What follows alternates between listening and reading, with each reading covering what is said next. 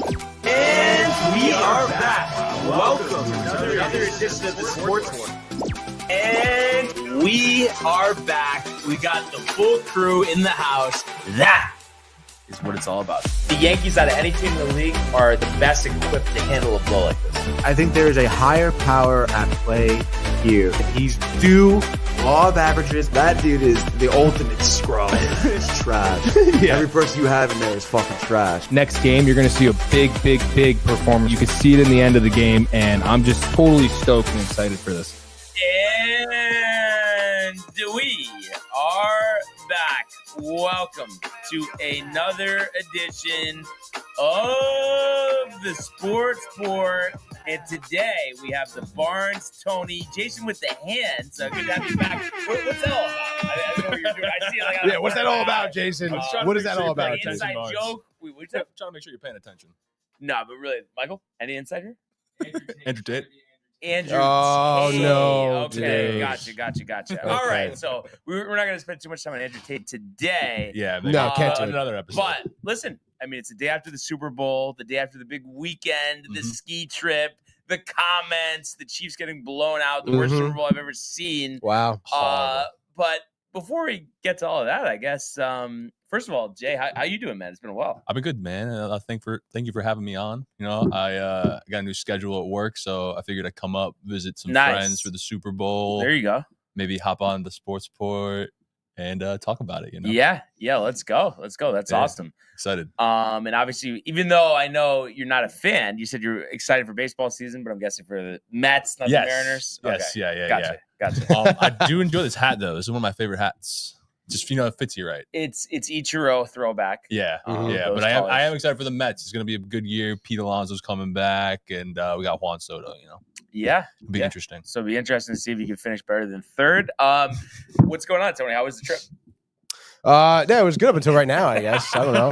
Well, this isn't part of the trip. This is back to reality. So The whole life is a trip. Okay, dude. No, the trip was great, dude. Woodstock Classic. Keegan Bradley was there. No, he wasn't there. But the mountain was, it was just as we left it, to be honest.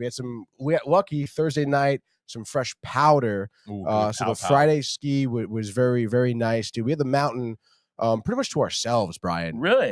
Yeah, and I guess maybe at this point in the ski, I don't know, I'm not really in the ski world that much. But I guess maybe at this point during the season, it's not as crowded on the mountain. And then on top of it, you're going on a Friday. People are still working. People don't really ski. Obviously Saturday will be more the bigger day. But no, we had a great time, dude. Everyone is healthy. No one got injured, which is huge. Wow.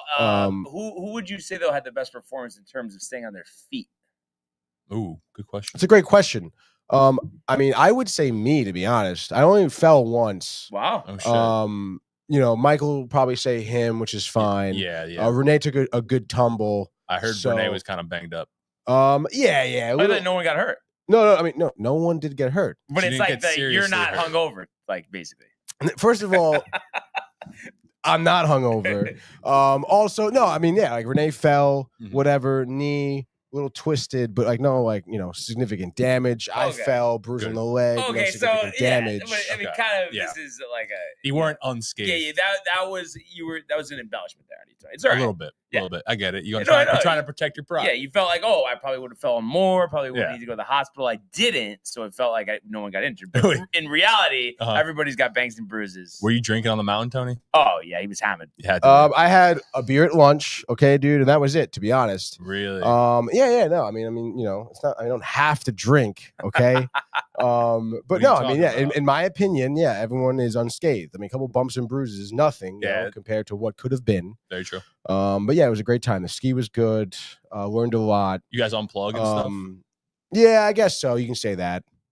No phones. No, there were phones. We were filming, we were vlogging, so there was definitely some usage there. A lot of we put a lot of rummy back at the house. That was cool. I had some whiskey with maple syrup. Oh. And that is really, really good, dude. I can probably Hot toddy? drink that. Or No, Renee no? had the hot toddy. I had this drink called the Don at dinner. Or the Don? I kind of forget what was in it, to be honest. Kind It of was, a It nice is the name. Don. I know it was whiskey and maple something and maybe like bitters and I don't know, but it was really freaking good, dude. We went to this place called Worthy Kitchen, which, listen, the food was good. It wasn't just by the way. No, the food was good. I had this fried chicken po' boy sandwich. Okay. Which was good. What does the po' boy mean? I'm not really sure because it was just fried chicken fingers with a special sauce. Okay. And I guess maybe that's where the po' boy comes in. In a sandwich? Was it like coleslaw or what? No, lettuce, tomato, cheese on it. And it was delicious. Truffle fries on the side. But I don't know, man. It was like, I mean, I didn't really do much research into the restaurant itself. But obviously it came highly recommended. Mm-hmm. Last time we were there, could not walk in. Like packed, too busy. Reservation, couldn't do it. Had to make a reservation for this time. And even Renee, it was like either 6:45 here or 9 p.m. You know, like there's not a lot of wiggle room in this place. So I'm like, wow, this place must be like off the chain. You know? Yeah, it's got to be good. And I guess I also assumed, and maybe it's my fault for assuming, but I assumed it was like a restaurant. You know, like a sit down waiter experience, bring you water sort of deal, but it's not. It's like you go up to the window and you order your food and your beverages. You had to make a reservation, and then and then you go to the table and they bring it to you. Making a reservation for a place like that. I don't know, dude. I mean, New England people. I don't know. Whatever. Just blame the whole population. No, I will. But no, the food was delicious. But again, I just expected more. Menu was very, very small. You're really only going to get a burger or the chicken sandwich, and I guess you could get a poke bowl if you really wanted to, which many people were getting. But I don't know. I thought a lot of hoopla for not a lot of sustenance. But again, the food was delicious. My drink was amazing. But I don't know. I did leave wanting a little bit more, I guess. You never want to leave a restaurant wanting more. That's your slogan, Jay. I mean, you give it all to your customers. I dude. do. Every word of it. I put it all out on the table. Yep. No, it's just funny. I actually am curious. I want to bring in an outside source here. And listen, outside source. I know, it's my. I do this with the group chats, and I just gotta just chill. But no, I'm just in the group chat with like Corey, Mark, and Mike, and they're just pitching the idea, and it's just Corey and Mike, not Corey and Mike, but Corey and Mark, that the Giants, next year can give like a couple mid-round draft picks, get Matthew Stafford and Cooper Kupp, and win the Super Bowl. And I'm just saying, first of all, like they're gonna have to get more than that. Second of all, like they're not winning the Super Bowl. Third of all, it's like I doubt that's gonna be like the first place he's gonna want to go. And they're just like Mark's just getting on me saying like, oh, I'm just tight about the Jets. Like, no, I'm not tight of the Jets. It's like even if they did get Stafford and Kupp, that doesn't mean they're winning the Super Bowl. That's crazy. That is pretty crazy. And also, but like what?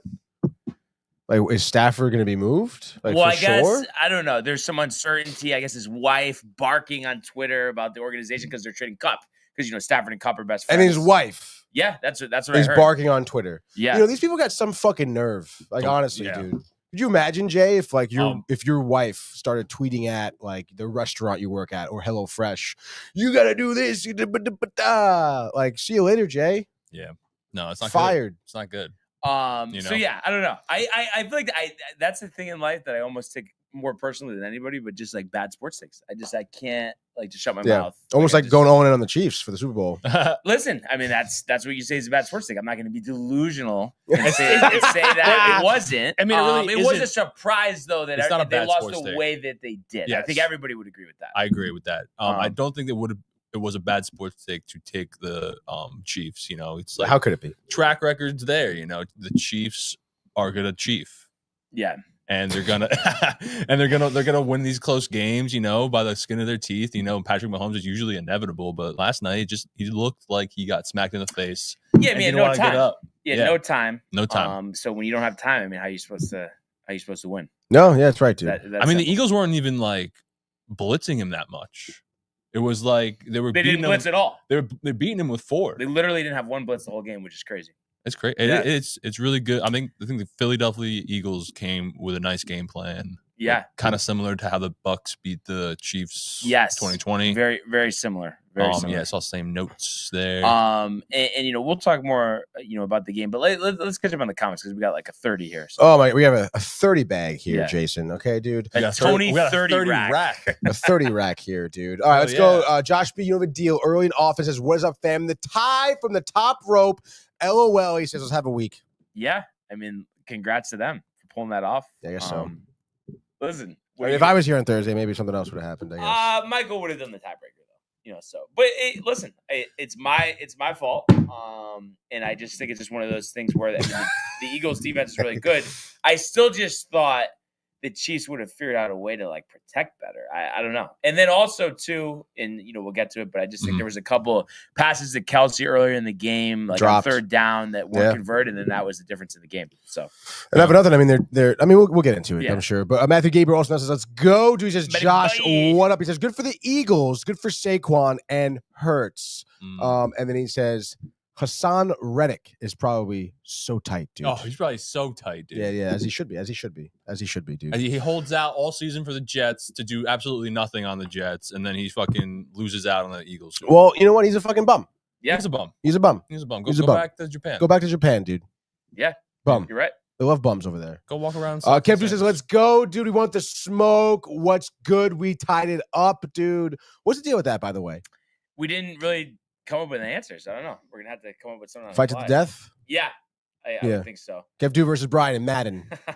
Matthew Gabriel says, Kev Do, dude. And then Kev Do says, "How do all my Jets fans feel about Becton winning a chip?" That's also a good point, too. I forgot about that. You know what it is? There were people who were talking about this in the radio. Somebody was trying to argue, like, how do you think he felt? Like the whole fan base giving him shit. Like, no wonder he wanted to leave. I'm just like, well, what did you want everybody to do? He's hurt every year. Yeah, he was 60 pounds out of shape. He like, was so there's bad nothing that wasn't on the Jets. Like, he just, I guess, the only thing I would say, is maybe the people around him motivated him to get in the shape that he did. But at the same time, it's kind of weak on his part that like he should have still done that from the forefront. That's all. You're absolutely right. You're right. He was like, he's super cocky all over the internet too. Yeah, like, dude, cocky all over the internet. I get it. You won a Super Bowl. You left the Jets. And then Kev Do says, Matty G, what's good, my guy? Then John Pollock says the real MVP of that Super Bowl was Cooper DeJean, dude. Yep. I kind of thought he should have won it too. Jalen did play a good game though. But he did. And he had some great passes. But I mean, I suppose. Kev Do says the Eagles' front four and defense were the MVPs of the Super Bowl. My mother says, "Hi, fellas." Good morning. Good morning. Morning. Then he says, "My guy Jay Bird, # Mexican flan." What's up? How are we? What up? John Pollock says the best damn podcast is back. Absolutely right, boy. And Josh B says Jay Beezy. Hello. I guess you're Jay Beezy. Yeah, Jay Bird. I guess so. I mean, if anything, Josh B should be Jay Beezy. Yeah, honestly. But he's just Josh B. Just Josh B. Yeah, I guess so. Just Josh B. He's not just. He's speaking of the Carlton says the best Super Bowl you've ever seen with no ice. Birds. No ice, dude. No ice. He said it, dude. Go Birds. Matthew Gabriel hyped for the J-Man. Hope you guys had a great time on the trip. You know the deal we did. Rodger's not coming back. How do we feel? He wants to know. Jay's tight, but he knows it's the right thing. That's a good way to surmise it. Yeah. Surmise it? Surmise it. I mean, it's just enough with Rodgers. I mean, it's just it's going to be a breath of fresh air. But supposedly they were saying on DNR this morning that like Kirk Cousins is the favorite to be the guy. But it's like, why? Can we have Tyrod Taylor instead of that? Can we get out of the retirement home? Get out of it. Yeah. But don't you think that's the best plan though? Is just to draft somebody and then keep Tyrod and like have him start when the guy's ready to start? Yes. I do agree. Jordan Travis.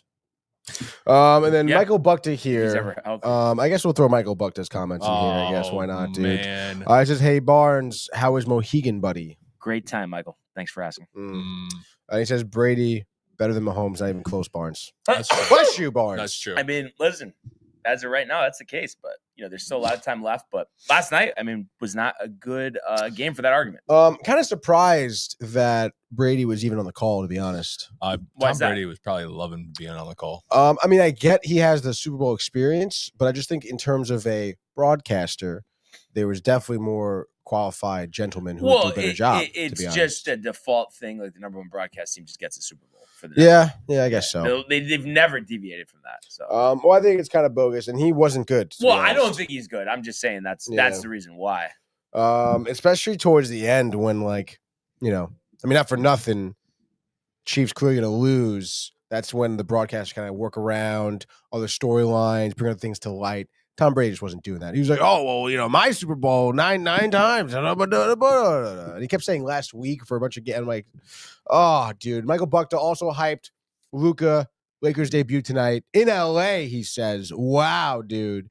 And then he gives a shout out to Kev Dude, Josh B, and John. And he says, all Mahomes does is whine and bitch to his best friend. He might, by the way, just a little future looking here. The men in might want zebra to take flags. back the shout out to John because he's going to be pissed about his comment. That's right. He's going to start some new beef. Honestly, you got to be careful here, John. But Michael Buckner says Brady never got blown out in the Super Bowl, and Mahomes has. Blown up. That's the difference. or blown up. Never got blown up either. Yeah, I guess. I mean, listen. I mean, I don't know, man. I mean, all these comparisons, I kind of really hate, dude. Well, and I think too. I don't know. I mean, obviously, some of those interceptions first half. Michael Buckner. But some of those interceptions first half were bad. But I would say overall, to me, it's on the line and like. It maybe the receivers, but really the line, because it just feels like it was almost like we're watching the Jets in the first half with like time. No, I understand that, but I will say, I don't know, man. I mean, not for nothing. Like, I feel like in even games during this season, Mahomes is always the guy to make something happen. Right, you know, there was no. I mean, even with no time though, he always figures a way. I mean, this is they were making a good comparison. I think this makes sense. That the way the Eagles won, obviously it was a blowout, so it wasn't a similar game, but just the terms of the defensive line reminded me of the Giants against the Patriots, especially in 07. Really? Like that's why they won, because you're constantly in Brady's face. Yeah, speaking of getting in your face, by the way, John Pollock says, sorry, UConn. Take your L, St. John on top, LOL. Michael Buckner, watch out now. John, you better watch it, homie. You don't want to deal with me. Oh, no. And then John Pollock says, we see you later in the conference tournament. Michael Buckner says, get ready to lose. John Pollock's not worried. Michael Buckner says, Tony, do you like Pixar? That made sense. Yeah, I do like Pixar. But yeah, I mean, Michael. Wow. I mean, it's not a position of strength. I know Michael's going to defend them till the end, but Yeah. I'm annoyed that game, and I didn't actually get to watch it because it was at the Rangers game, which was another disappointment. But UConn was up by like 14 at one point. Yeah, they were, and I know they were having trouble, with the full court press. Gentleman Jack. But then Caravan, another chunker. I think he's the most disappointing captain in school history. You can. And then it just feels like these mistakes. Like it's just like, when are they going to be turned around? You get frustrated waiting. Jacking the 3-pointers 27.6%.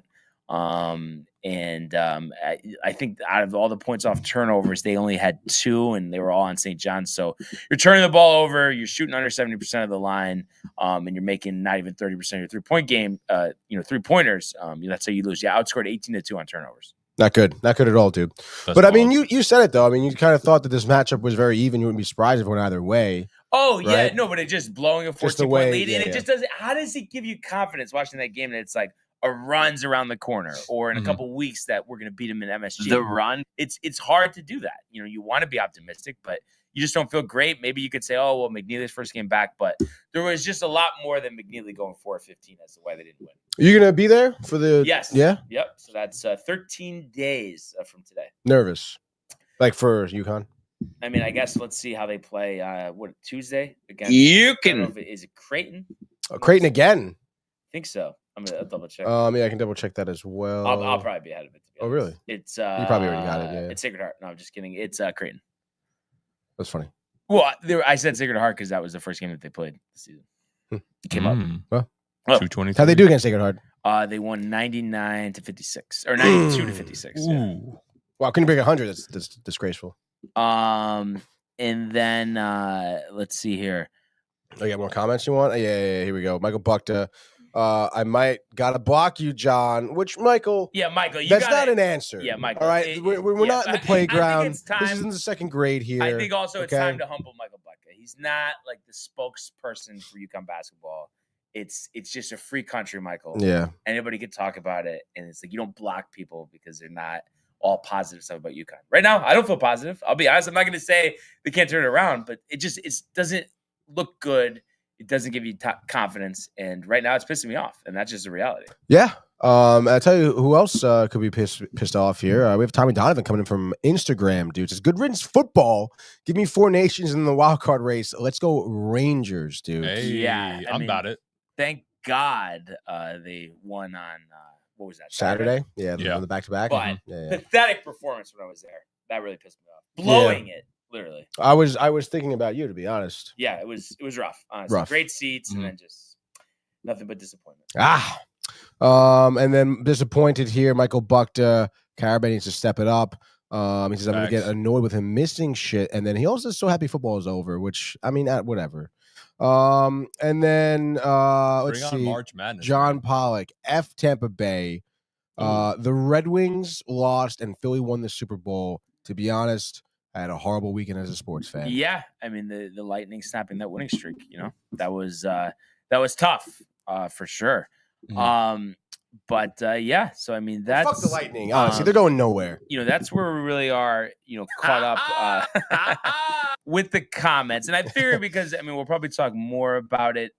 Before we get to the game, I just wanted to talk quickly, Tony. Quickly about the Phoenix Open. I got to watch a lot of it on Thursday. On Friday, we had Emiliano Grillo with the hole-in-one. That was awesome. That was sick, dude. We called it. But just I don't know about you guys, but I hadn't seen a hole-in-one that just doesn't even hit the ground. Yeah, that was nuts. I mean, never seen something like that. What's the probability? Can we get like a John Brinkus sports science on that? That was crazy, dude. It was crazy. It's gotta be like the perfect shot too. It's gotta hit like the back of the cup and just go like it's spun around. Do you see that? Yeah.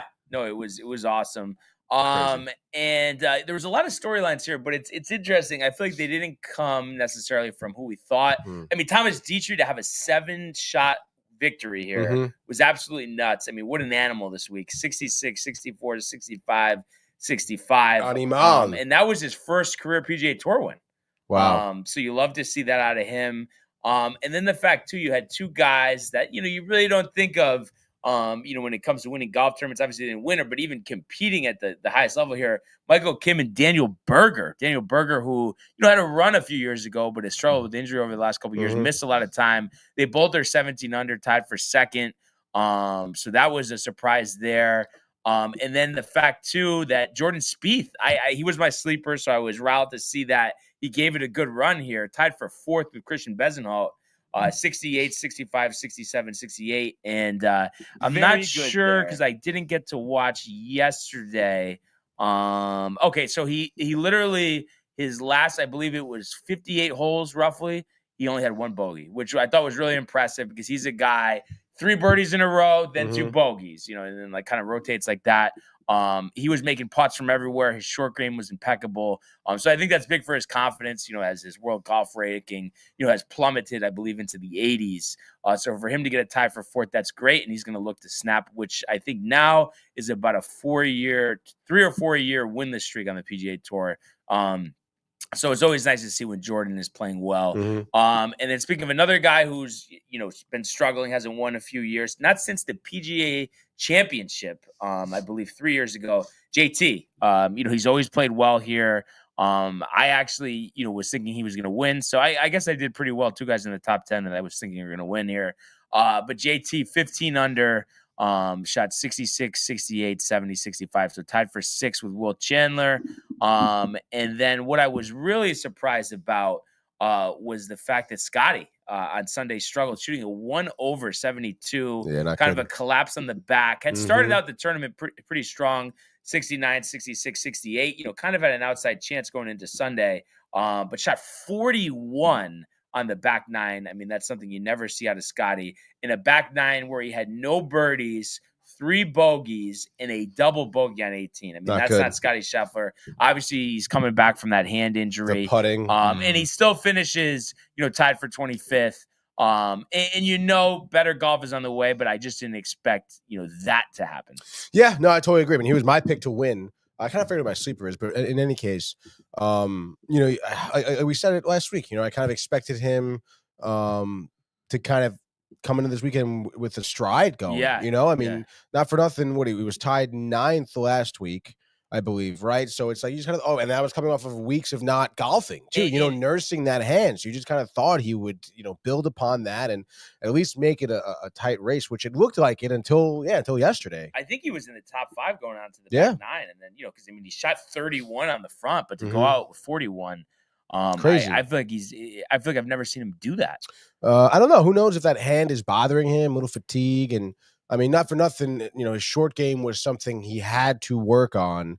the past couple of seasons, and again with that hand, the lack of practicing, and obviously this course is known to really like make you suffer if your short game is not going well. So I mean, I think that was probably it. And like you said though, Brian, I think good golf will be on the way for him. Yeah. And then what was pretty cool when I was watching on Saturday.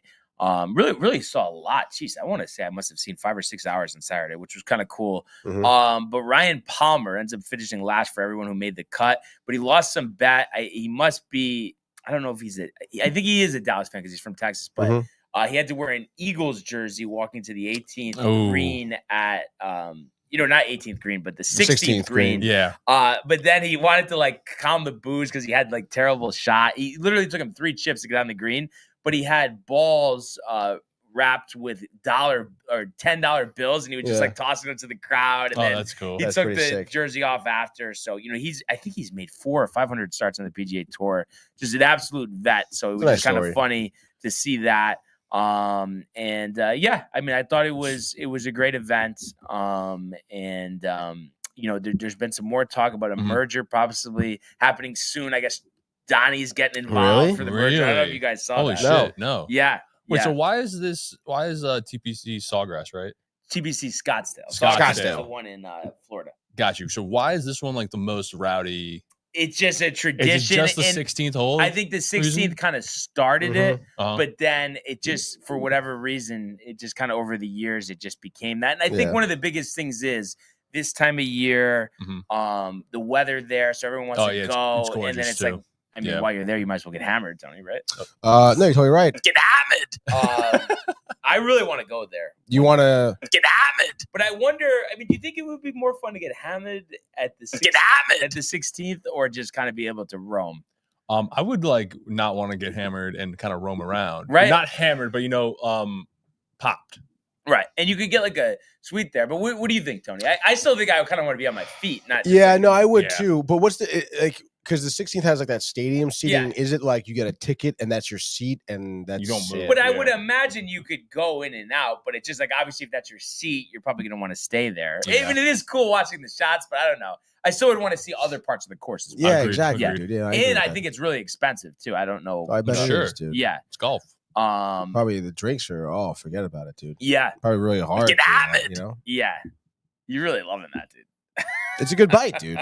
It's a great bite. Get hammered. Wait, I thought like everything was cheap at golf tournaments. Like food was cheap. That's just the Masters. That's just the Masters food. I don't know if I don't think the beer is cheap. I don't know. I never but I been. feel like with it, it's always the food menu that they show. Got it. Yeah, it's like freaking $3 for a chicken salad sandwich, Pimento cheese. pimento cheese sandwich. And then, I mean, I still, though, it's like the merger, like you feel like it just has merger, to, dude. it has to happen. But does it feel like it's not going to happen because it's been so long? Is it like a merger between the PGA and LIV? Yeah. Interesting.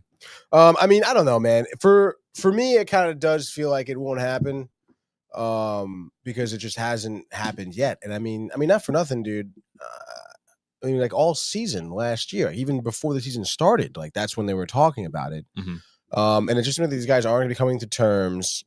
And not for nothing, it's like, I mean, I haven't looked at LIV Tour in forever.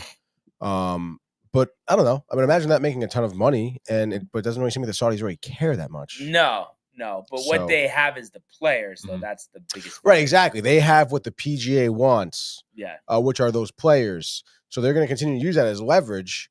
And again, I mean, it just seems the PGA is not going to budge. They're going to wait it out. So I guess it's either going to take forever or not happen at all. And I mean, I don't know, dude. It really is like stupid and annoying, though. But in any case, I guess we'll see what happens. What do you think's going to happen, Brian? I mean, I feel like it'll eventually happen, but it's just very slow moving. But you know, Donnie likes to move these things along, so maybe he gets it done by next season. I guess, but like until it happens, of course. Like I hope it's on like the low. I hope it's low on his priority list of things to do. Well, I think it's just one of those things. He wants to do everything. So I know he does, but I hope it doesn't happen until 2026 because there's other things he should be tendering to. Yeah. What happened with this indoor golf league? I guess the ratings have been shit. I bet, dude. I thought. I mean, the course looked super interesting when I watched it. For, like one night that I watched. But the problem is doing it at the wrong time. And we talked about this last week. Mhm. It's just like, do it in the off season. Why are you doing it during the golf season? No, I get just, that. It's too much. It's too much. So I think if they do that, and I don't know, I think too, like it almost is like more interesting when Tiger's in it too. So I don't know, but it's like obviously he can't be there every time. But I think there's some issues there. They'll have to get it sorted out. Otherwise, I don't think it'll last. But no, I mean, I feel like that's like that whole stadium they have is really cool. With like, it is cool. The green that changes like levels and everything, and I feel like that's more of like an attraction that people like us would pay to go do. You know, instead of like having it be a whole league separately from PGA or Live. Yeah, exactly. And then one thing I was just gonna mention here, Tony, is Riota for the Live, the opening event. I don't know if you saw this, but it was played at night. So the whole tournament was under the lights. Okay. And Adrian Moronic, or I think that's how you say it, or Moronk, whatever. Mamaronek won the tournament, $4 million. And John Rahm tied for second. John Rahm. What do you think about that? The under the lights. I mean, I don't know, gimmicky? Dude. It is kind of gimmicky. It's cool. But I don't know. I think it kind of takes away from an outdoor event, to be honest, if you're playing in the darkness. Yeah. And also it's like, I mean, I don't know. I mean, I guess like every so often that's kind of cool. But I mean, I can't see that becoming a mainstream thing. There's no way golf courses are going to probably, fund that to try and, I can't imagine how difficult that is to try and put lights around an entire golf course. Yeah. Even if you do like, I guess, temporary ones just for that specific tournament, but still, I mean, it doesn't really seem logistically great. And again, I mean, you're going, to Torrey Pines or to Scottsdale or Sawgrass or Bethpage Black. You want light out. You want to see the surrounding area. I think it was one of those things. They were doing it just to do it. Just to say they did it, but they probably won't do it again. No. And then it was funny too on 16. Colton Nost, the golf analyst, made a jab because I guess they showed like ratings, like because now everything's on Fox for Live.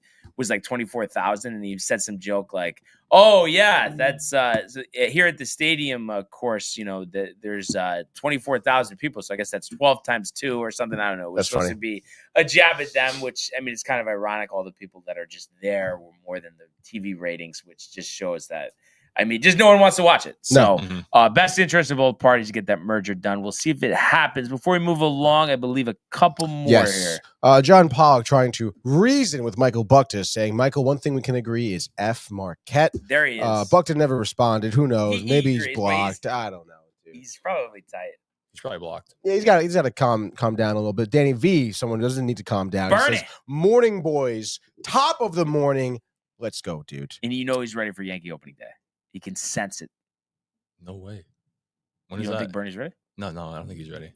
Bernie's a huge Yankee fan. I think he has other priorities right now. I don't know, man. No, the Nets aren't doing well. Barnes can't is wait not for ready, Yankee dude. opening The baby? Bernie just had a baby? Right? Did he? Yeah. I don't know how I missed that. A couple weeks ago? Wow. Maybe a month ago. Maybe, I don't know how long ago, but it definitely happened. All right. I mean, that just threw me off, but obviously, congratulations. I heard he came out with a Mets onesie. All right. I don't know. Now this seems like a hoax, Tony. Oh, come on, dude. Also, my mother says, miss you, Aunt. That's me. What a sucky game and halftime show. Totally disappointed. I mean, overall. I thought the halftime show was awful. It was pretty awful. Even I don't know, dude. It just, listen, I'm not a fan. I don't listen to his music. Yeah. But not for nothing, dude. I could understand one fucking word he said. Yeah, dude. Neither could I. No one else could either. I was trying to decipher what he was saying, and I just couldn't do it. And also, I found that his whole. I mean, I get it that because the performer pays for their own shit. That whole setup, it's his idea, which is cool. But I don't know. I thought the choreograph, Samuel Jackson, his Uncle Sam. I just also maybe I'm dumb, but I also didn't get the message. Just to call it Drake?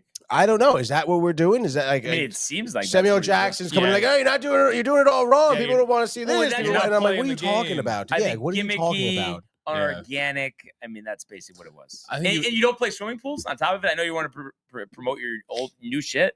Yeah. But you had to play swimming pool. Yeah, that's like classic. It's classic. But no, he didn't want to, dude. So like, what the hell? Yeah, I don't know. So he doesn't want to sing about like drinking and getting fucked up, but he'll sing about a pedophile on the stage. Right, bullshit, nonsense. But we digress, Tony. Digress is right. Let's go to the world of the National Football League.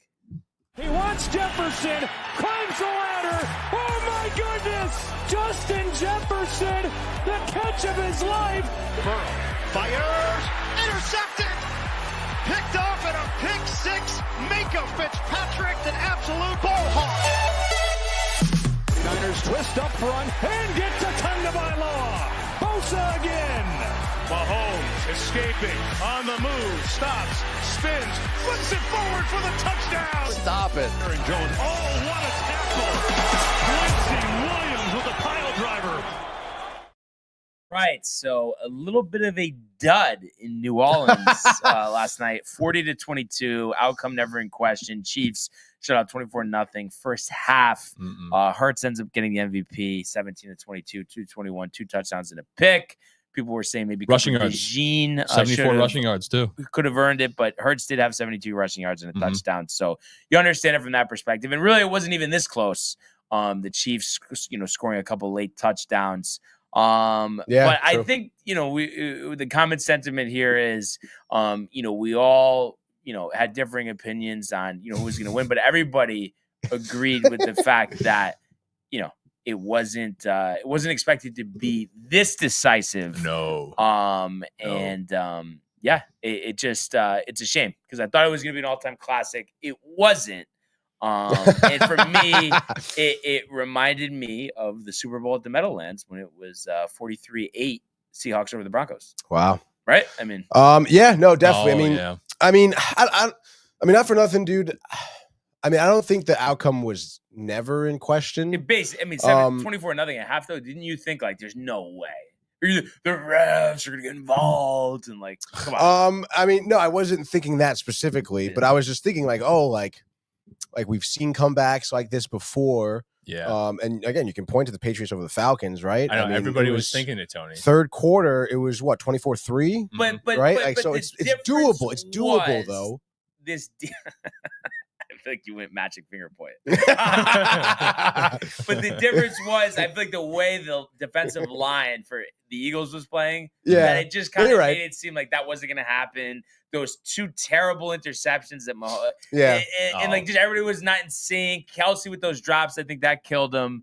But yeah, I honestly thought there's no fucking way. And on top of it, the fact that the Kansas City defense, letting everything. Were they there yesterday? I don't know. They did stop Saquon Barkley really well. They held him to under 60 yards for the whole game. Mm-hmm. Right. Like that was pretty impressive in itself. He's been putting up 120, 130 yards a game in the playoffs. But just no coverage. Zero coverage. I feel like they just only game plan for Saquon and the Jalen Hurts option, which even then Jalen Hurts was running all over him. Yeah.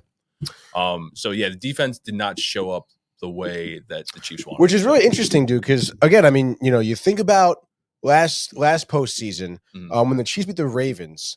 One of the biggest problems of the Ravens was the great running offense didn't run the ball. Right. Yeah. And not for nothing, dude, but the Eagles, I think, did what the Ravens were trying to do in that they came out right away with just play action. Yeah. Every single play was you fake the run and then you go to the pass and then you had guys open downfield. Oh, yeah. And it's just like the Chiefs never really adjusted for that. And then on top of it, dude, Hurts, I think he had a great game. Some of those throws were just perfect in the basket. He didn't make many mistakes. Didn't make many mistakes. And he had a lot of long runs. Yeah.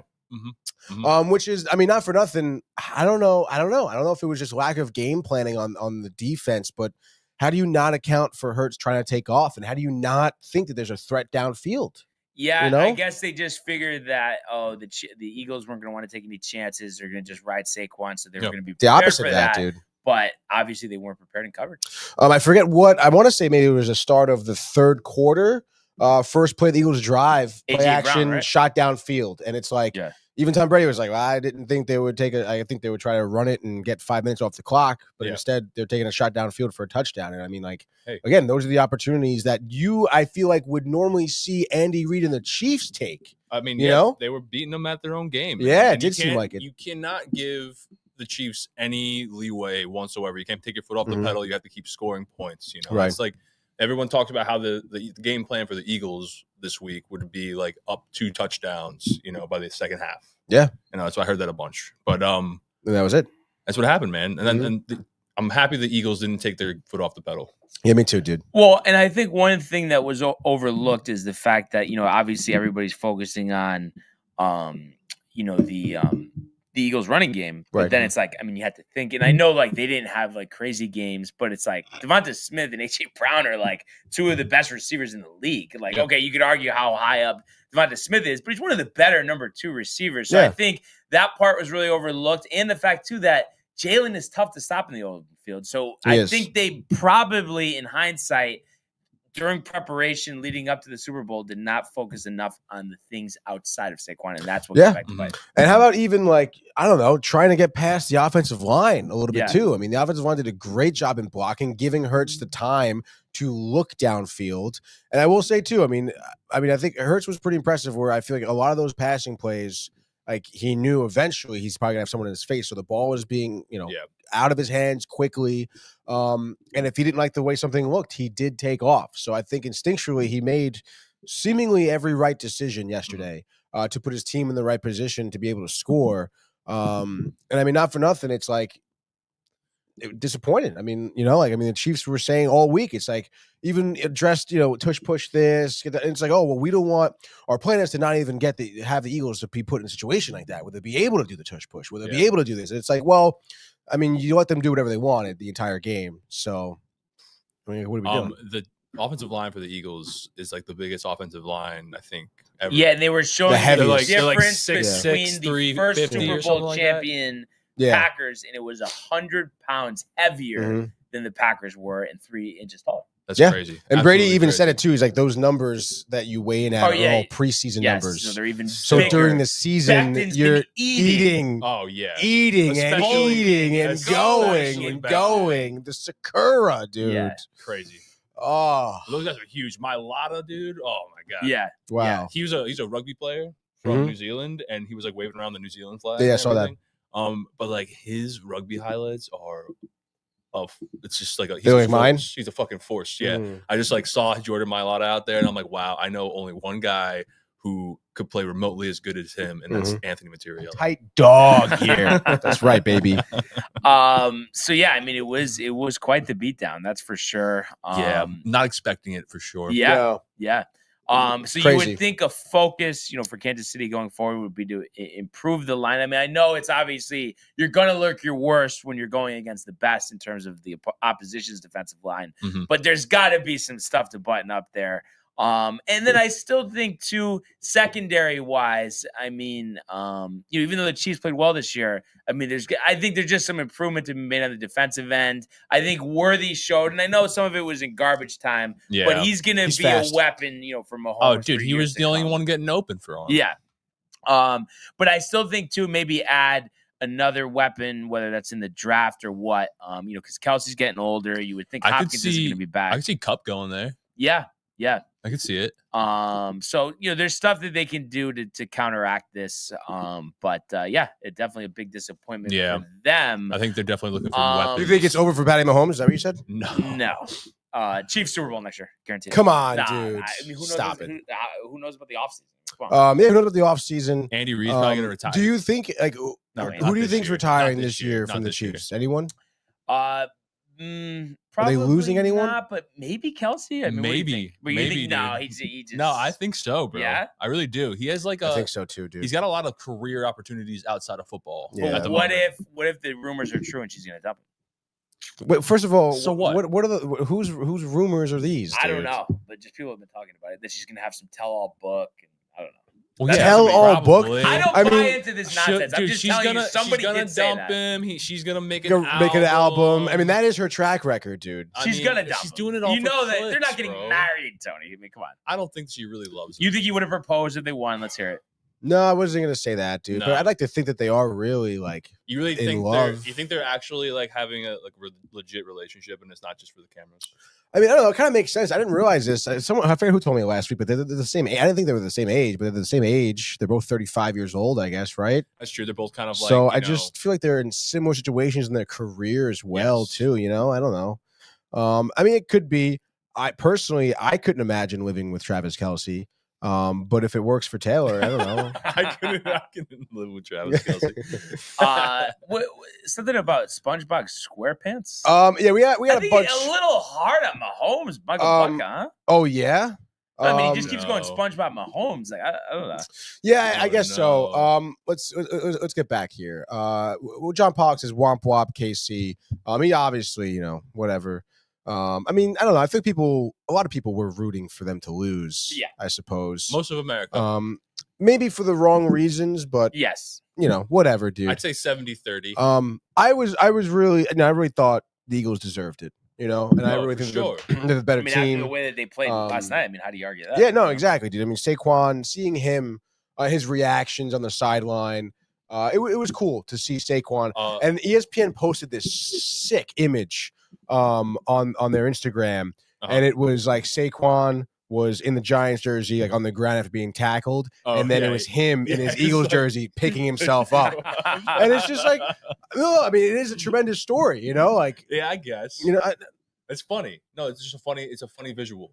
It's a funny visual, yeah. I guess it's funny maybe for people around here, like us, Giants fans, people who know Giants fans. Well, I think the Giants fans probably don't find it funny. No, definitely not. Like a Dave Rothenberg. But not for nothing, dude. It's like, even if you kept Saquon, yeah, he wasn't going to do it. Yeah. He wasn't going to the Super Bowl. But it does suck that it's like, you had a Super Bowl winning running back and you couldn't fucking figure it out. Yeah. But also, I mean, this was the first time in a while, and it's ironic that the game didn't really come down to him, but where like the top running back in the league won the Super Bowl. I think it's been a very long time, like possibly Terrell Davis, honestly, the last time. Really? Yeah.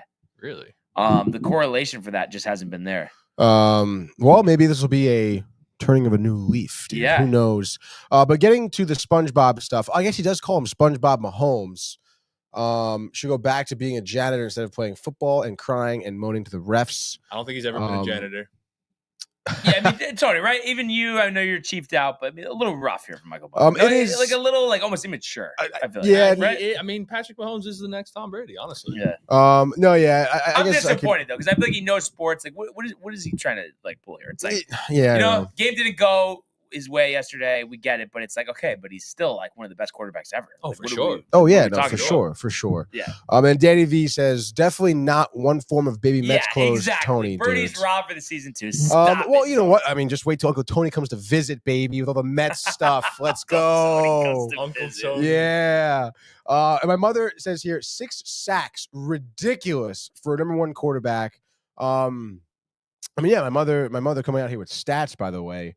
I love it. I mean, I think, like I said, too, earlier in the season, you've seen Mahomes scramble, figure out a way to find someone downfield, open, make a play out of nothing. Yeah. That's how Mahomes and the Chiefs were winning games. And blocked field goals, like crazy shit. When he tried to do that, he absolutely got hammered, dude. There was one throw where he literally, it was a strip sack, actually. It was a strip sack, and he gets popped, and it's like literally worst case scenario. Like he's going to throw, strip the ball, and he looks, and then just like, boom, bam. Dude. Yeah, he's on the ground. It's great. He says, I think the Bills would have given a better game. What do you feel about that, guys? No. I feel like they might have had more of an answer for their passing game. I don't know. The Bills' defense looked like shit last time out. Honestly. Honestly. They did. I feel like they would have kept it closer.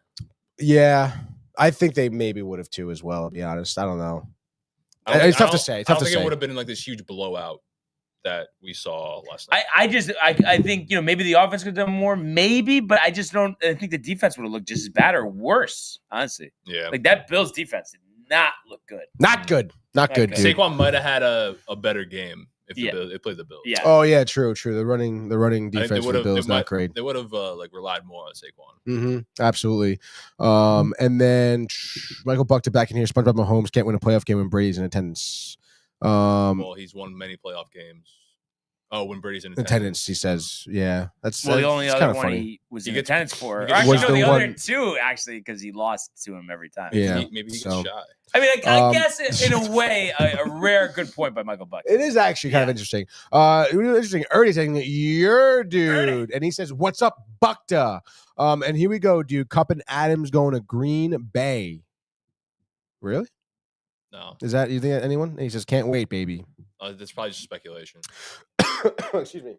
I mean, I think Cooper Kupp would be a solid landing spot. I mean, not for nothing. I mean, Green Bay set up. They got a young talent, developed. Jordan Love, nice. True. Does he mean like Devontae Adams? Devontae Adams. Yeah.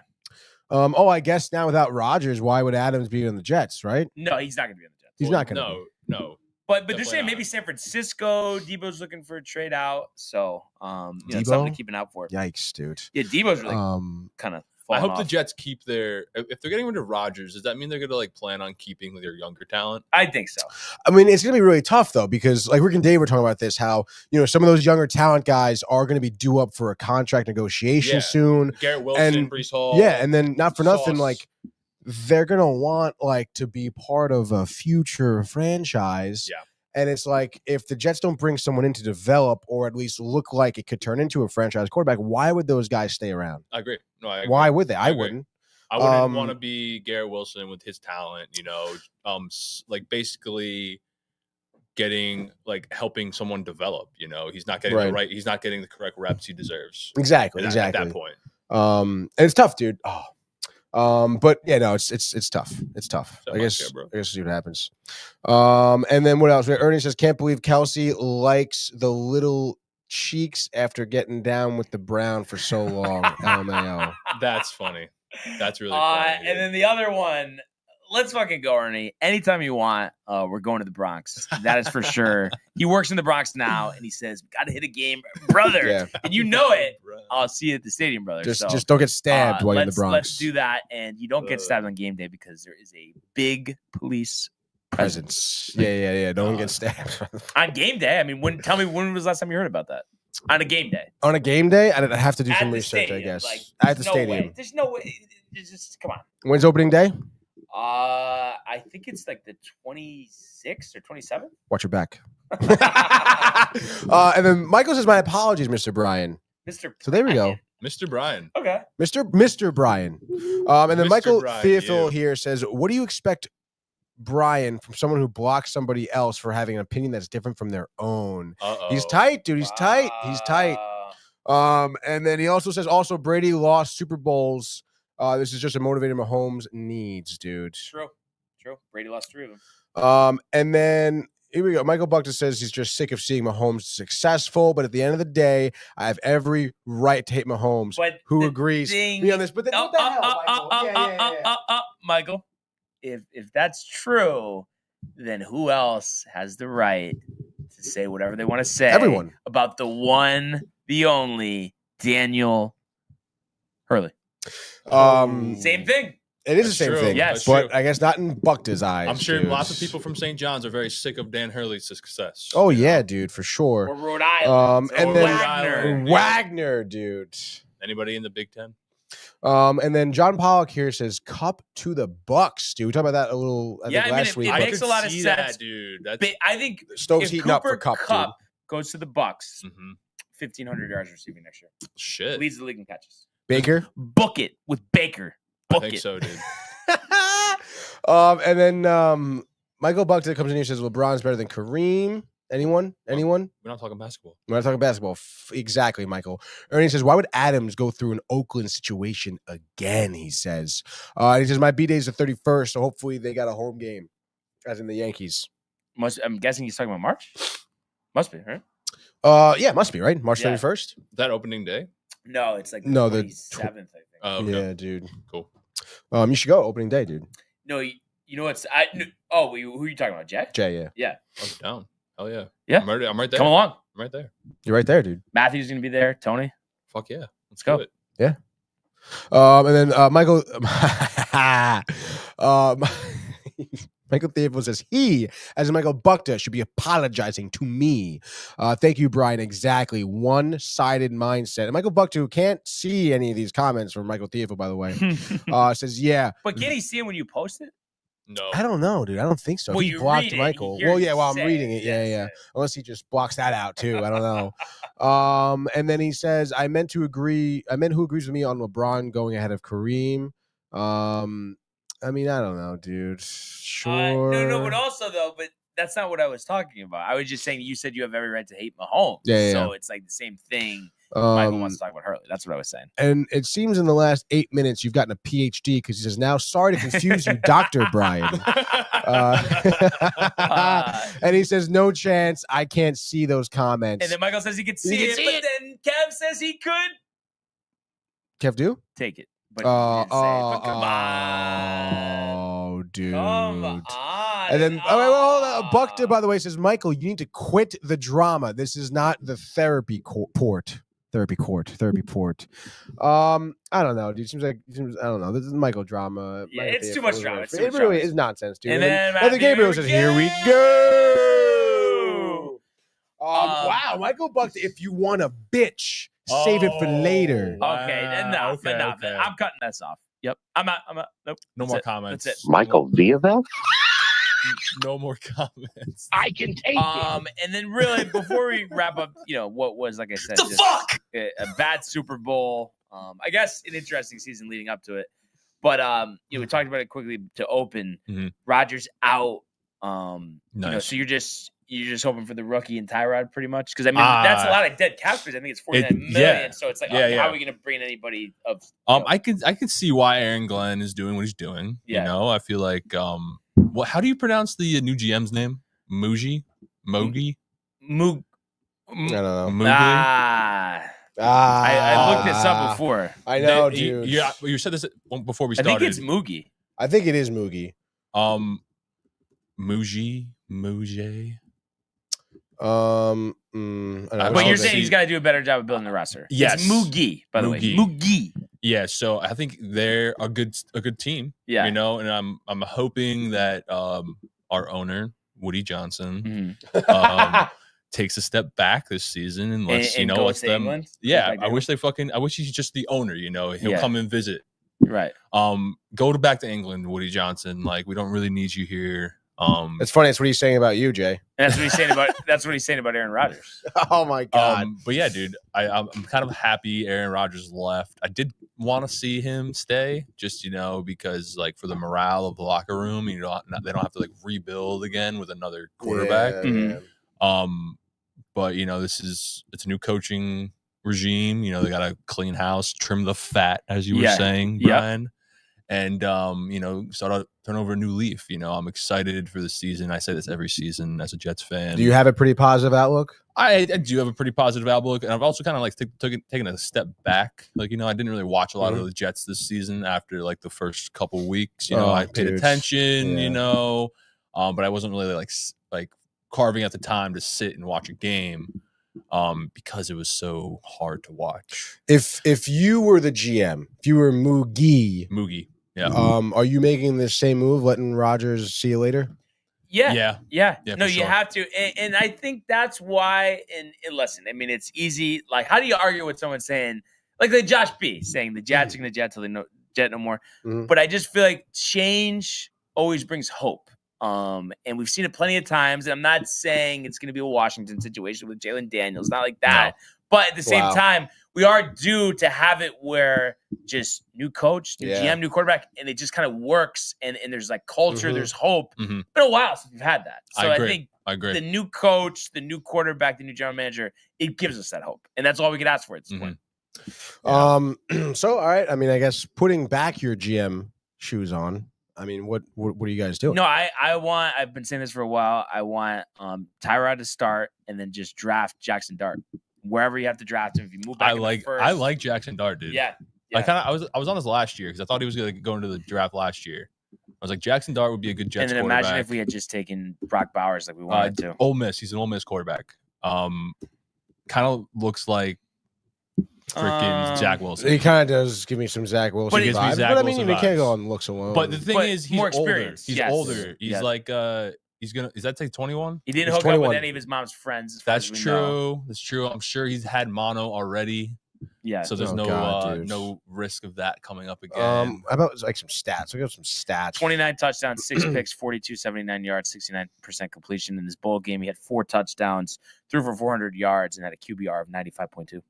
I mean, that's pretty good, dude. Yeah, it's pretty good. Yeah. And at Ole Miss too. I mean, they're a pretty decent squad at SEC. Yeah.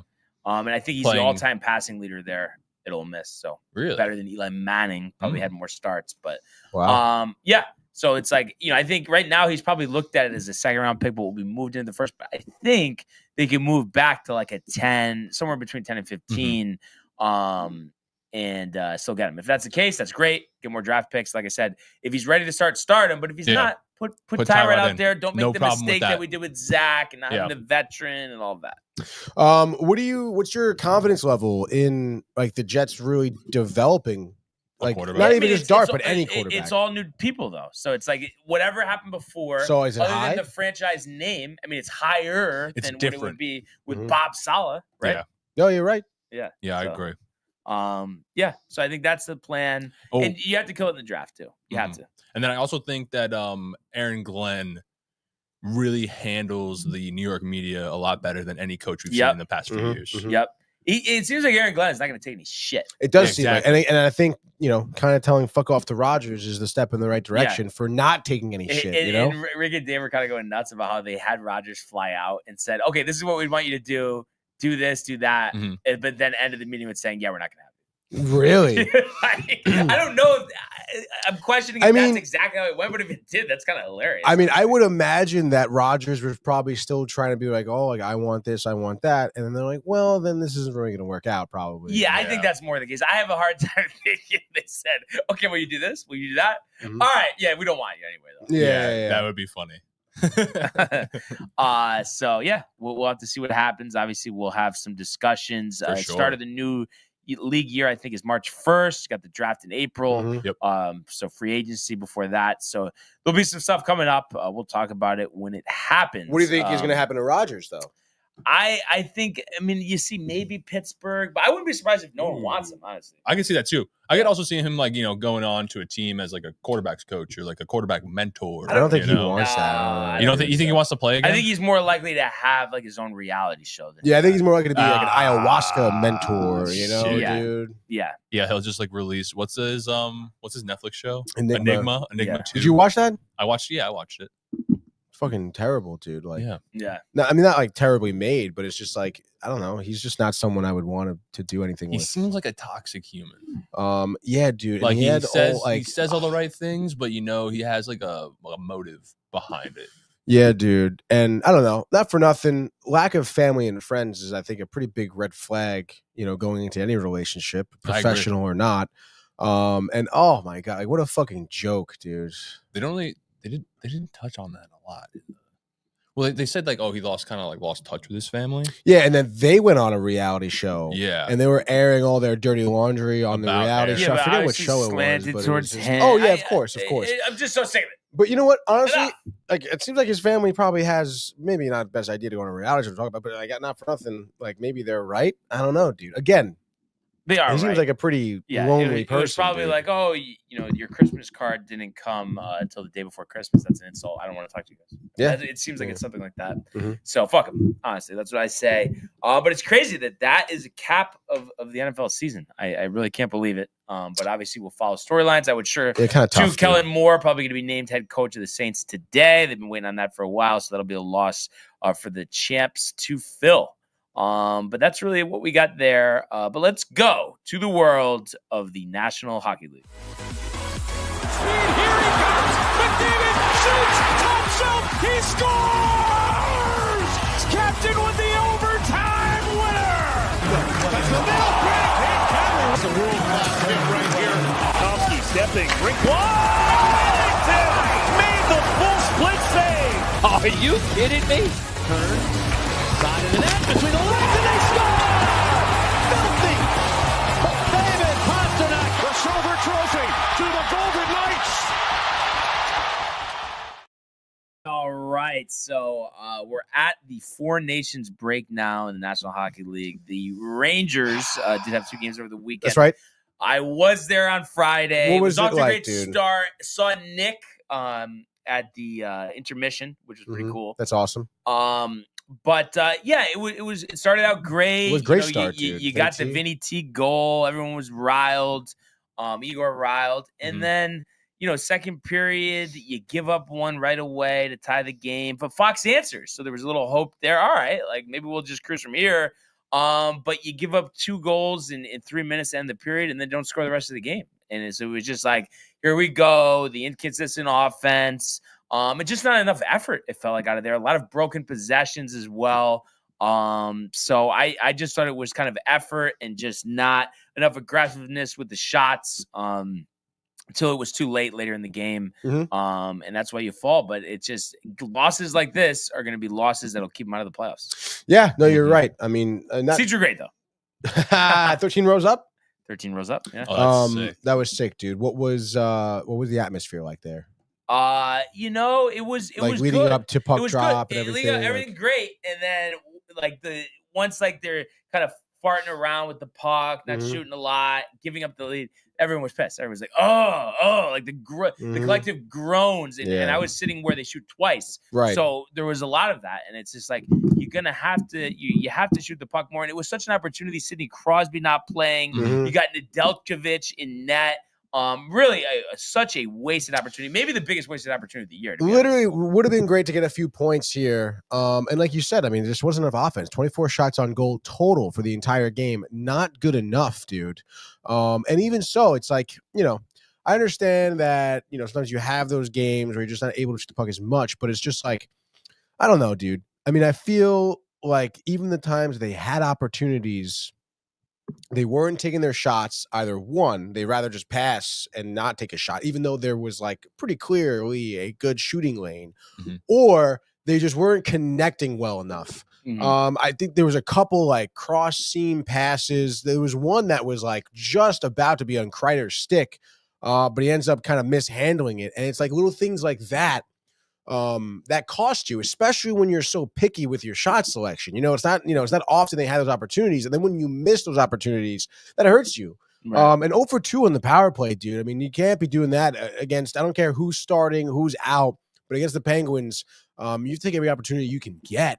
And like I said, 0 for 2 in the power play, you have to figure out a way to make the man advantage work. I mean, the Penguins penalty kill is not that great around the league. And not for nothing, like your power play unit should be phenomenal, so obviously things to work on there. Tough loss for sure. And then Igor being out now day to day, upper body injury, but the Four Nations with the save, most likely he won't miss any time. Yes, which is nice, dude. But obviously you just hope that nothing is like lingering, Don't rush him. Garland's ready if you need to. Exactly. And obviously we see what Quick can do. Quick can have a great game on Saturday, but still, I mean, that's your backup tender is there for a reason. Yeah. So I don't know. I mean, obviously hope Quick or Shesterkin is healthy and everything like that. Last thing you need is more injuries to this team, especially if we're trying to make that wild card push. Which is obviously still in the cards, but I mean, it's the same song and dance. I feel like almost every game, it's like your shot selection is too few and far between. You got to create more offense. You got to protect the middle of the ice better, and the back check. You always talk about it, right? Yeah, absolutely. I mean, listen, watching JT Miller, I mean, that's definitely someone who's I think stirring up some ferocity. I think within the team in terms of back checking and forechecking. I mean, you see him doing it. He finishes his checks, which is great. But I mean, it's about holding everyone else accountable and, wanting more from them. Because again, I mean, the roster is there; it's talented. We see what they could do. The Trocheck goal was sick, but again, I mean, it's just a game that leaves you wanting more. And again, like you said, Brian, I mean, without Crosby there, it seemed like that game was in hand, but you fumble it, dude. Yeah. So I mean, obviously, you made the game on Saturday, which we'll get to, but. It's still an uneasy feeling, I mean, I know, Tommy's talking about the push for the wild card here, and it's nice. It's great. I would love it. But like I said, I mean, as a Rangers fan, you kind of have an uneasy feeling of it's like not really, certain you're going to be making the playoffs, which is crazy to think about that. Crazy to say that out loud, even. Yeah. So I mean, I guess we'll see. I mean, work needs to be done, but I mean, not for nothing, dude. They start losing games. You're gonna have to fire some coaches. You're gonna have to move some players. Like it's not good. Not good. I have to say, kind of took the wind out of my sails a little bit. Not gonna lie, that loss. I just. I mean, it would too, especially if you're in attendance. You expect more. You pay your money to get in the building. Yeah. The matchup is good. The need for the win was there. And falling short, dude, not scoring in the third period is like against the Penguins, who are like reeling. Come on, dude. And the sad part about reeling, they're only 3 points behind us, and we are 3 points out of second. Luckily, we had some stuff go our way over the weekend, so at least there's that. But time to step up. That's what it is. And, at least Saturday, you get the win. And it was an interesting game because it felt like, I don't know, if this is going to be our time because, Kaliev did get that goal early, his third. Nice to see him back in the lineup. He'd been inactive for a bunch of games. So that got him off, to a hot start first 2 minutes of the game. But then late in the period, the bugaboo happens where you get the 2 goals in a minute. Kent Johnson and Danforth, Tony, that made it 2-1 Columbus. Kind of a bad feeling going to the locker room. Mika, though, just about 6.5 minutes in, gets the game tied with his 11th. So you're happy about that.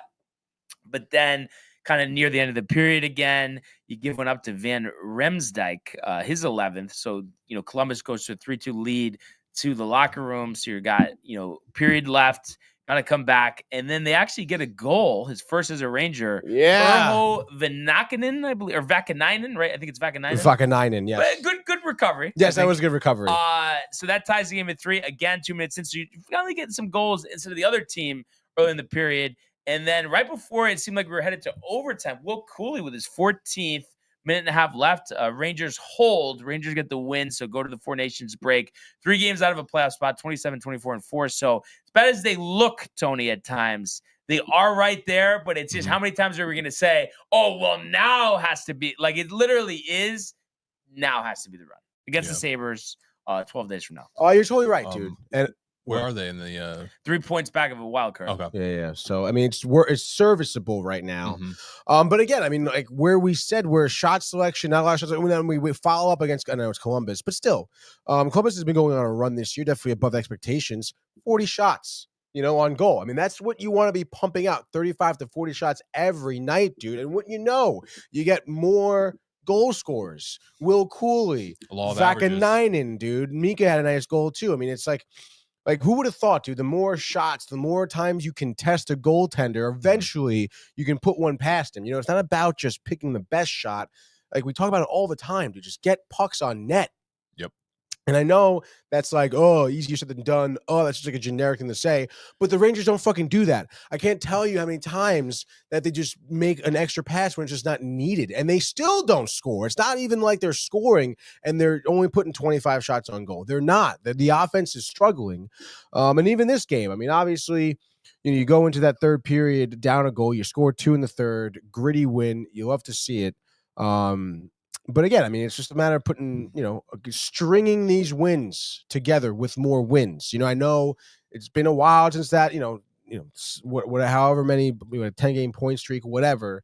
That was in January. We're entering the second week of February now. We have the break. Before we know it, dude, like we're going to be running out of time. Right. Time is now. Keep pumping 40 shots on goal. Circle the puck around. I mean, Will Cooley, maybe he's heating up again. I know we're going to the break, but nevertheless, he's someone who was relied on as one of the only goal scorers for a little while. So I think there's, again, tremendous opportunity here. A gritty win on the road, going to the break. You should feel good about it. Igor can rest. Quick didn't have a great game. Your defense was okay. So I don't know. I think you had a great time there. And that was a win, like you said. You need to go into the break. Justin Danforth, by the way, Jason, went to Sacred Heart. I don't know if you knew that. I did know that. I didn't know he was on the Rangers now. No, he's on the Blue Jackets. How old is he? 26. Nah, I don't know. Let's see.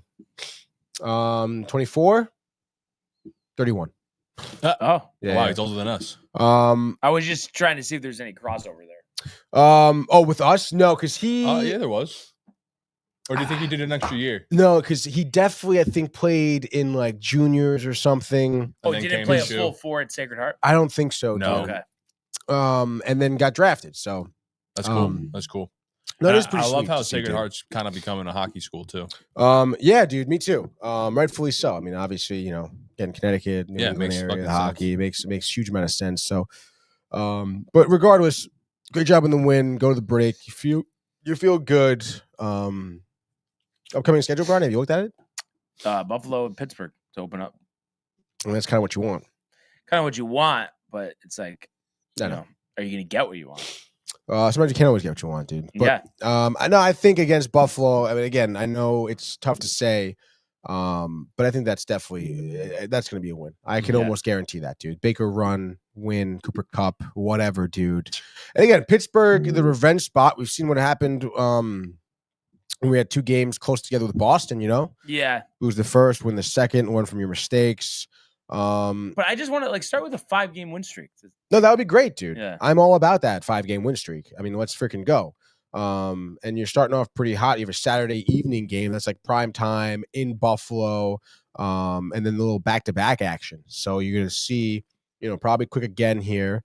But I think it's, again, like if you get those 2 wins, like you said, Brian, that's good momentum, back-to-back wins on the road. You could be in a playoff spot. You could be in a playoff spot. Exactly, dude. So, like, just like that, I mean, the feeling and the vibe and the energy around the club here could be pretty high, And again, then you have the Islanders after an off day on the road. I mean, that's a winnable game. We've seen that, again, they went on their run, but then they start to cool off again. So it's like, yes, it's going to be, tough sledding a little bit here, but those 3 games, I mean, if you win a 3-game win streak on the road, coming back home against Toronto, I mean, talk about momentum, changing the the vibe here. I mean, I think those that's a plan that is within your grasp. Yeah, yeah, exactly. But it's I don't know. I'm still toning kind of tight though about the 4 nations, the break. You're not excited about it? I just wanted the All-Star game, but everyone's saying like, oh, this kind of is an All-Star game, dude.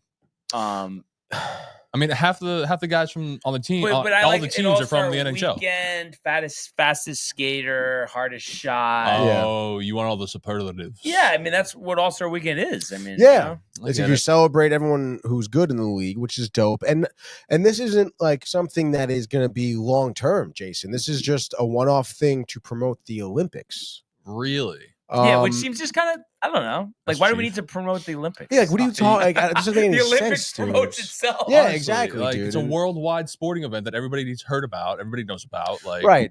And also people are like Russia is still banned by the IIHF, which is like the International Hockey, whatever. Yep. So it's like Russia, who has a shit ton of some of the best players around the league, aren't in this tournament. And it's, again, I mean, not for nothing. It's like, even with the stars that are there, not to say the All-Star break isn't like a cool competitive thing to watch, but the players are very well aware that it's mid-season. A lot of these players are part of teams that are going to be, making a cup run, making a run for the wild card, that they need to be healthy and well rested. Like how hard are these players? I get it. You're playing for your country. You're proud of that. But like, I mean, how into it are these players really going to be? I think they're going to be into it, but like you're kind of saying though, do you want that? That's what I mean. Games to be played, like it's just like we should be going to the All-Star break where guys are kind of just like goofing off, no helmets on the ice, having a good time. Wow, you're so fast. Ooh, ooh, you shoot so hard. Wow, yeah. Yeah, so I mean, and we have to wait till Wednesday too. So it's just gonna be a lull the next couple of nights. So good college basketball games. I know there's some NBA, but the monogamy of the NBA, Tony, right? The monogamy, dude. I don't know. I've been watching a little bit of the NBA. I mean, I think by default, I'm gonna have to. It's interesting to say the least. The Cleveland Cavaliers 42-10 playing tonight against the T-Wolves. Being top of the league seems very interesting to me. So I'm kind of following. I follow the Knicks. Knicks have been playing well besides getting blown out on Saturday by the Celtics. Bucks Warriors tonight. Jimmy in town. The storyline about Luka and everybody in freaking KD. That's pretty. It's juicy. AD injured already, out for a couple weeks, which is wild, dude. Yeah. Like, what the hell is that? Oh, and then it is Luka's debut tonight. It is. That'll be fun. I'm probably gonna watch that. Yeah. What is Tommy saying? Oh, by the way, Tommy here from Instagram says terrible missed opportunity to get 2 points against the Pens. No Crosby, no Malkin, no shots on goal by them in the entire third period, which I wasn't sure. And then Tommy does say monogamy ? Pretty sure you mean monotony.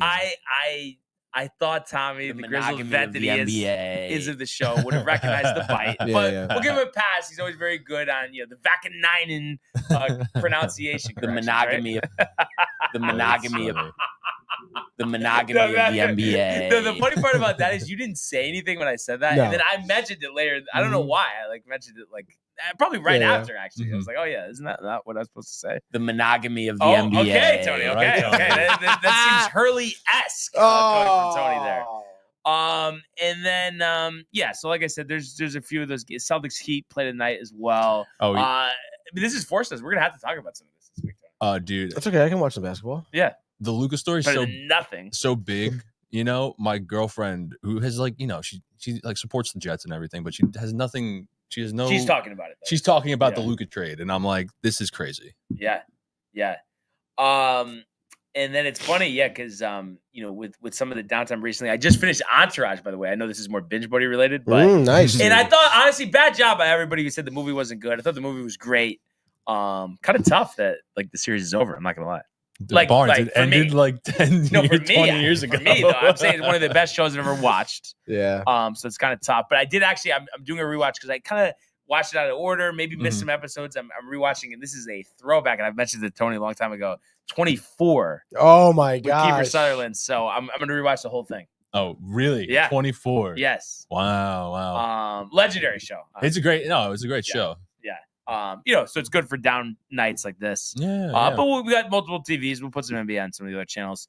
And then I was just gonna say too, Tony, because we haven't got to talk to you since it went down, the Alonso deal. Listen, I'm really happy he signed, to be honest. Yeah. Definitely, I was saying it all last week. I was kind of expecting it to be drawn out even more. Right. But nonetheless, dude, I think the contract is very reasonable. I'm happy he's back with the Mets. I said that, obviously previously hoping he was coming back. And it just didn't really seem, and like I said, I knew that he would be ending up in a Met uniform. It just would be about for how long, for how much. But, not for nothing, all the rumors about Toronto or the Angels or whatever, it just didn't really seem like that was really sticking. And again, Alonso, for the most part, I don't know. It just seems like he does want to be on the Mets, which is great. That's exactly looks really good in a Mets uniform. He does look good in the Mets uniform. And I think he also is a guy who, I don't know, it doesn't really seem like ego is a huge part of his persona. I think he also understood that he did not have the best year or the year people were expecting him to have. But he does still know, he can contribute. And obviously so does Stearns and Cohen, which is, why they end up signing him. So I love the signing. I think it's great to have him back. And I would imagine that there'd be, a year where he understands that he has to perform at a high level consistently through the season. So I'm expecting big things out of him, and I think he will rise up to the occasion. I think you're going to see, a great year out of him. Yeah. Right over there, what do you got? You look like you're puzzled. Yeah, I don't know about a great year. What do you mean? Non-Mets BS aside, the strikeouts concern me. I don't know. He just doesn't seem to me like a player that's getting better. Do you think he's gonna have to kind of take a back seat to Mr. Soto? Or of course that's a focus to be on, but it's obviously like any player, you perform well enough, it doesn't matter who else is around you. True. You know what I mean? Your performance speaks for itself. But are you just hoping, Tony, is your big thing with a rebound for him? More in the lineup, even though they had a pretty good lineup last year. But is that what you're thinking? And is the plan to bat him right behind Soto? Is that? They didn't explicitly say that, but I would imagine so. Yeah. I thought I saw Lindor, Vientos, Soto, Alonso. I think I saw that too. The projected lineup. Yeah. Which would be great. Obviously we know how successful Lindor was when he was moved to the leadoff spot. in the lineup, which you love to see that. And again, I mean, you're expecting something out of Vientos for sure. Oh, yeah. I don't know. I maybe would still throw Nimmo in the 2 spot, maybe have a little bit more help on the bottom half of your batting order here. But again, I mean, there's enough. Now there seems to be enough bats to go around, with Winker and obviously Alvarez and then Nimmo and stuff like that. And if you're throwing, Marte in there, I mean, it's going to be a tough lineup, I think, for pitchers to navigate. I would put him behind Soto. It would be interesting to see, kind of how that plays out. We know how many times Soto's been walked and stuff like that to avoid situations where he's, able to put contact with the ball. But I don't know, man. I mean, I understand that the strikeouts were a problem.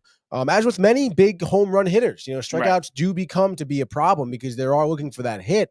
But that's why I'm expecting maybe a little bit of a, renaissance, a different approach to his batting style, But I'm almost thinking now, I mean, I know he doesn't really strike you as like a 2-hitter, but would he not be better off in front of him maybe? This way, like more better pitches, Alonso, you mean? Yeah. I mean, again, it's going to be interesting to see how I think teams approach that, Yeah.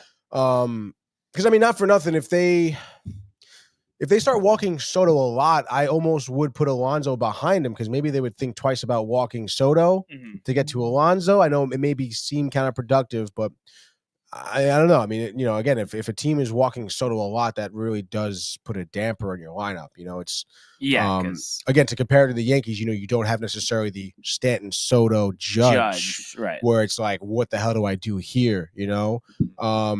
And you don't really want to move Lindor. I mean, I love him at the one spot. I think the way that it worked out, I mean, how do you move it? Exactly. Yeah. So again, but you never know. I mean, it could be, you got to, I guess, assess on what Vientos and Alvarez are looking like. I mean, they are. I mean, Alvarez could be someone who's, hitting 35 home runs this year. It's crazy. It's like he could hit 35 home runs, or he could be in the minors. I know it is really wild. It's a big swing player. It is a big swing player. I'm almost expecting, I'm almost more confident in what Vientos can put out. Dude. Yeah, I mean, given the season, given the season he had, the demeanor, the poise he had, throughout those important games in August, September in the postseason. I mean, he huge, massive leaps in terms of maturation for him as a ball player. So you'll have to see that, dude. Yeah, I'm getting a phone call. I don't know, dude. I've been getting riddled with spam. I think this is spam. It's not John Pollock, right? It's a 646 number from New York. I mean, just see, I guess, right? Or you think just fuck it? I get a lot of spam. Hello? Yeah, it's nothing. I can just tell. It's spam. Yeah. Oh, when they do the hang like, it up. Hang up. Enough. But I yelled at someone on Saturday. I've been going. I fucking. Oh people. my god, dude! I can't with that shit. Because get a fucking life. You call him a fucking piece of shit and like. No, I think I literally just screamed on the phone. Yeah. And then they were like, "Hello," and I hung that shit up. I'm not gonna lie. I've been doing a lot of like imitating however they sound, and then just be like, "How are you gonna scam me today?" Okay. Yeah, nice. This is not a scam, sir. Get it? Yeah, sure. Do you ever see the videos, like the reels of like, I guess some guy, like they end up calling a computer guy, and he's like, yeah, like, he finds their location because they call him and he can like track the cell service, and he tells them exactly where they are and what their real name is, and they start freaking out. Yes, like I wish I could do that. Jay, you can do that, right? I cannot do that, no. But okay. I got a real life spam call the other day. What does that mean? Someone like came up to me on the train, like was complimenting my jacket, and like we had a nice conversation about like second streams of income. Huge, kinda interesting. And then he like had this question that really like made me question the whole conversation. It was like, would that interest you? Like would you be interested in a second stream of income or having a mentor? And I was like, yeah, why not? So he starts texting me, and he wanted me to join a pyramid scheme. Oh, it's enough. Yeah, that nonsense. Yeah, nonsense. And I was like, I thought I was making a new friend, but no, here I am getting spam called in real life. No, too many scam artists out there. It's pathetic. I was just gonna mention too. So both teams will be pitchers and catchers on the 14th, and then a week from then, first spring training game for the Yankees against the Rays. Following day, Yankees back in action, but also the Mets hosting the Astros. So both teams will open at home. And it's funny because a lot of people spring training baseball. I love spring training baseball. I think that they should televise all the games. I know they don't. But I think it's great, honestly. I really enjoy watching and seeing the younger guys. I know Tony agrees with me too. Hell yeah. Can't wait for that. And then did you see too, Ohtani's interpreter 57 months in jail. Oh, for gambling. Yeah. Wow. Where is he? Where is he in what jail though? Where's Ohtani going to I jail? don't know. Yeah, exactly, dude. Exactly. You think it's not happening?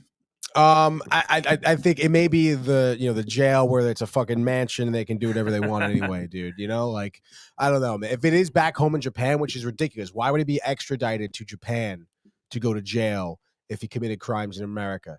That doesn't make any sense. No, but it said in the Central District of California. Oh, so he is. He's in California prison. Okay. So probably a little roughhousing, a little roughhousing. 57 months, though. A little bit of some what is that, 5 years almost? Yeah, because you 12 months. Yeah, that's fucking wild, dude. Yeah, so, I mean, at least some justice will be served.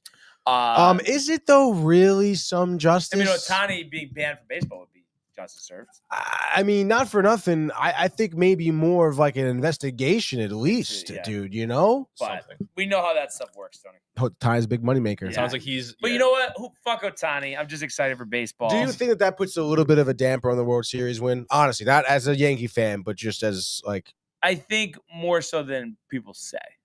But you don't hear anything about it. When is it talked about? Exactly, I know, it's so Besides weird, us talking about it. No one's talking about it. No, you're right. You're right. Let's keep talking about it, guys. We should bring it to light, dude. Yeah, we need to. Yeah. We have to. Let's get a petition going. Honestly, right? we should get a petition going, dude. Investigate Ohtani. You know what I'm rallying for, though? Honestly, I forgot that we still had to do this, Jay. Yeah, me too, And dude. it's the first one, at least baseball, that you're in the house for. Let's go. We're going to do a Panini Prism reveal. Let's go, baby. So spring training, 11 and 12 days. Spring training openers Mm-hmm. away for our respective teams. Why not do a 5-pack here? And I am so riled. I have to start from the bottom because I saw the card. Oh my gosh, we're going dude. Yankee prospect hunting. Really? Once again, card number 146, Chase Hampton. Wow, dude. Hampton saved his best for the last in 2023. The right-hander took the bump on August 22nd against Hartford and fired a gem. 5 shutout innings, struck out 6, allowed 4 hits, 4-1 Somerset victory. And ironically, that's Corey's team, the Somerset Patriots. It was his first AA start, which he did not surrender and run. So a great year in 23. Missed most of the year last year with injury, but is one of the Yankees' top pitching prospects. So love that we got this card in a good way to get started. Absolutely, dude. And we are going back to the legends. A lot of legends in this pack. Number 286, Richie Ashburn. So one of Ashburn's 15 big league seasons were every one of Ashburn's 15 big league seasons were great. Led his league in at least one stat for 11 straight years, 48 to 58. Most notably in 2 batting title winning seasons, 55 and 58. Add on his 6 All-Star selections, and the Philadelphia Star was well on his way to the Hall of Fame. So this is a great card to pull here. Phillies. Over 308 lifetime hitter, Wow. Richie Ashburn. That's really good. Ashburn. That's very we good. are going to the Kansas City Royals here. Nick Lofton. Wow. Lofton looked to make sure everyone in the big leagues knew his name in 23, making his first main stage appearance with Kansas City. The slugger slashed 323, 10 runs, 10 RBIs, 5 doubles in 19 games. Not Returned bad. 2044 for going himself into a household name. So Nick Lofton. Household name. Household name. That's what they say, dude. Kansas City, everyone knows him. And we're going with Robert Hasselhoff. No, just kidding. Robert Hassel. I don't even know what Hasselhoff is, but I just know the name. David. Washington entered 2024 with a farm system stocked with bursting with outfield talent. Luckily for Hassel, he has a skill set that stands out. The prospect possesses the beautiful left-handed swing that's the envy of the organization. Quick feed that eats up grass in a hurry, and a big arm built to rack up the highlight reel assists. So Mr. Hasselhoff, solid card here. And to finish it off, something good, please. We have Cade Horton. As he makes his way towards Chicago, Horton has already heard praise from the North Side's top brass. Cade is the type of player and person you want to give the ball to in a big game, assistant GM Jared Banner said. Talent righty started his 2024 campaign with AA Tennessee.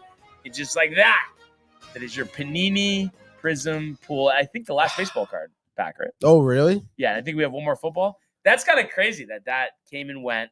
But at the same time, it does feel like a while ago that Michael was asleep on the couch when he had the box. That was so funny, dude. That's right. Yeah, dude. And I think, maybe Mike and I, on tomorrow or something, maybe we'll go get some packs or something. Yeah, dude. that'd be great. I mean, Hockey, I'd love to keep the tradition going.